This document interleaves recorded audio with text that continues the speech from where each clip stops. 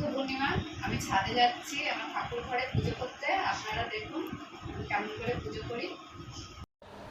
দেখুন আমার আপাতত আমার কাছে 3টে গোপাল আছে। একটা আমার, এই সোনাটা আমার,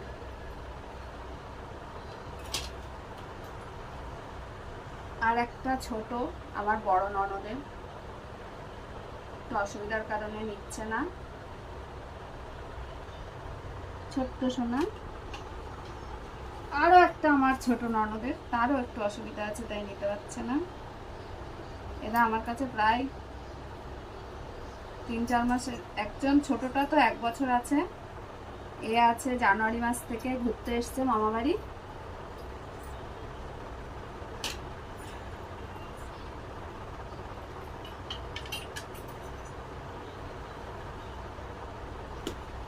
যেহেতু আজকে পূর্ণিমা আছে আমি একটুখানি এদেরকে ভালো করে স্নান করাই।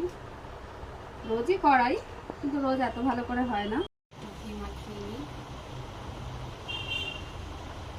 মধু মাখাবো।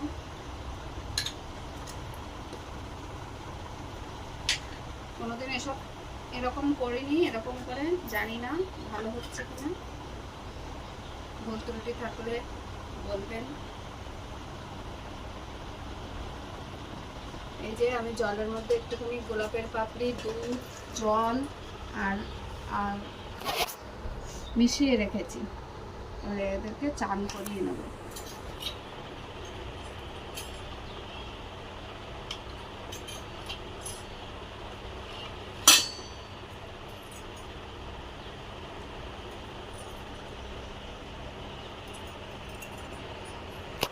আগে 2 ভাইকে করিয়ে নিই।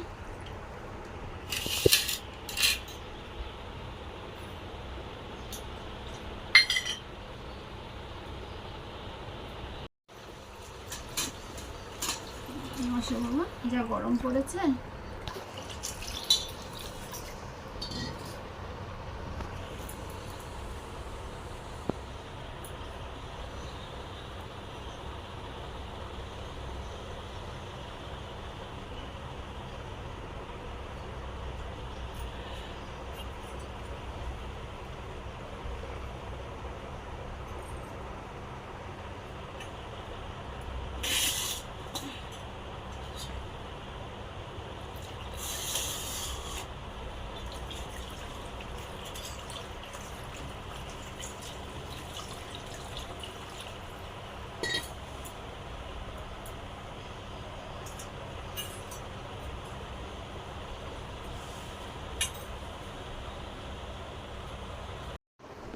এই মটুকগুলো 3 গোপালকে পরিয়েছি, 3টেই বৃন্দাবনের। আমার ছোট নন্দে জামাই বেড়াতে গেছিলেন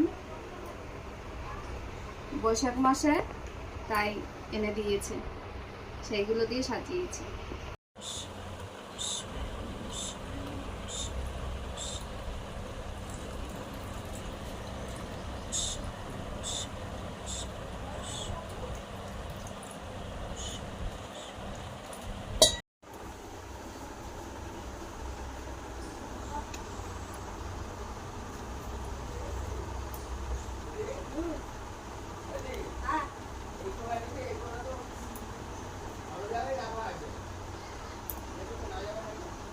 কটা কলা লাগবে?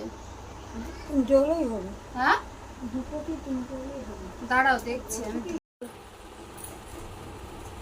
এবার আমার লক্ষ্মী ঠাকুরকে স্নান করিয়ে নিই, তারপরে আবার জামা কাপড় পরাবো যখন, তখন দেখাবো।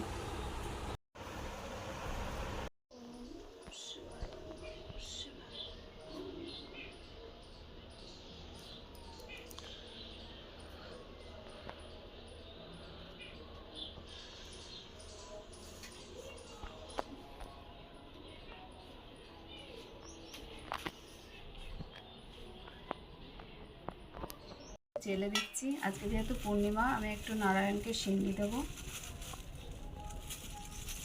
আমার চালনিটা আমি ভিতরে ভরে রেখেছি, খুঁজে পাচ্ছি না, তাই আমার ছাঁকনি দিয়ে করে দিচ্ছি। আমাদের বাড়িতে পুজো হয়, আমাদের তখন চা খেতে লাগে। বছরে কালী পুজো হয় একটা করে, সামনেই আসছে পুজো আমাদের। তার জন্য আমার ছাঁকনি টাকনি সব আলাদা করা।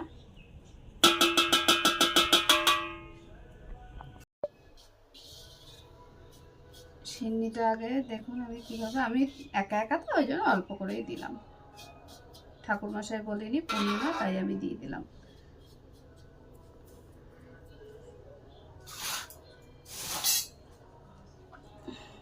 আমাদের ভাদ্র মাসের কৌশিকে অমাবস্যা না, অত দরকার নেই, আমি বলি আমাদের ভাদ্র মাসের অমাবস্যাতে কালী পুজো হয়। আপনারা দেখতে পাবেন, আমরা ওই পুজোটা খুব বড় করে করি সবাই মিলে।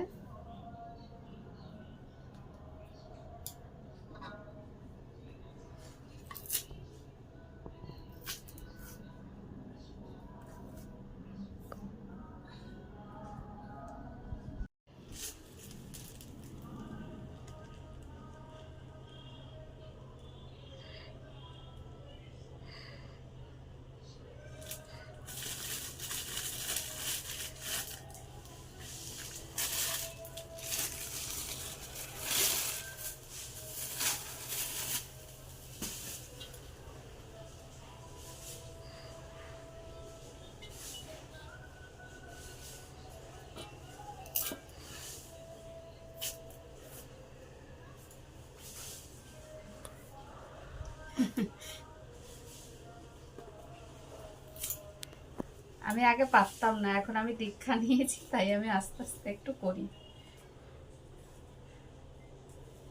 এমনিতেও আমরা ব্রাহ্মণ, তবুও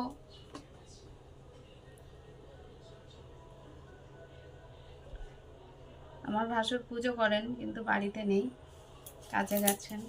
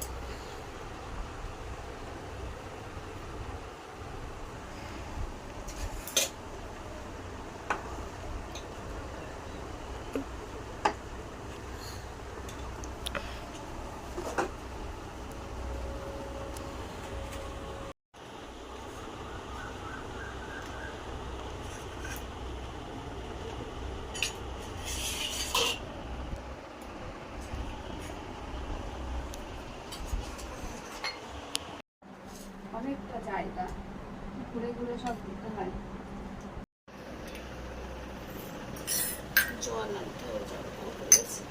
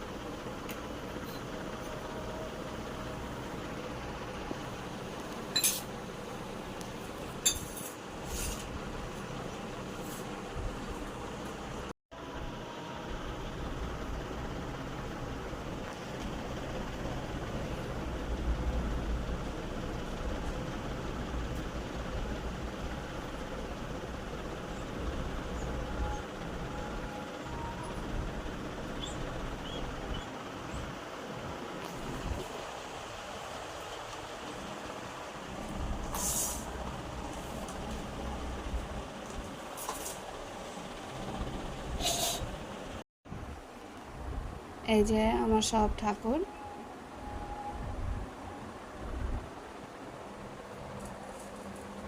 একদম সব রেডি করে দিয়েছি।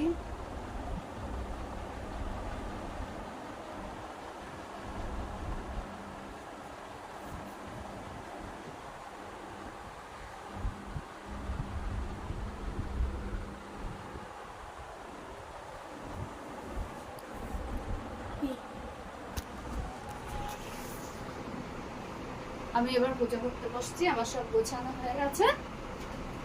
আপনারা ভিডিওটা দেখে নেবেন, যদি ভালো লাগে লাইক কমেন্ট করবেন।